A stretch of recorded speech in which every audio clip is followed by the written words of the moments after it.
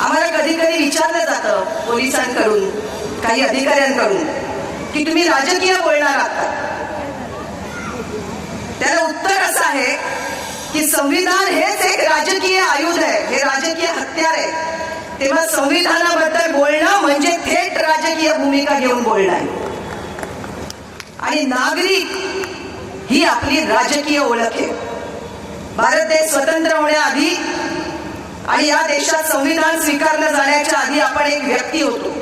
आपली ओळख फक्त आपलं नाव, आपली जात, आपला धर्म, आपला प्रांत ही होती. पण भारत देश स्वतंत्र झाल्यानंतर आणि या देशात संविधान स्वीकारलं गेल्यानंतर आपली ओळख भारतीय नागरिक अशी झालेली आहे, ज्याला डॉक्टर बाबासाहेब आंबेडकर म्हणतात की मी प्रथम आणि अंतिमतः भारतीय नागरिक आहे. ती जी भारतीय नागरिक म्हणून आपली ओळख आहे ही राजकीय ओळख आहे. आणि त्या राजकीय ओळखीमध्ये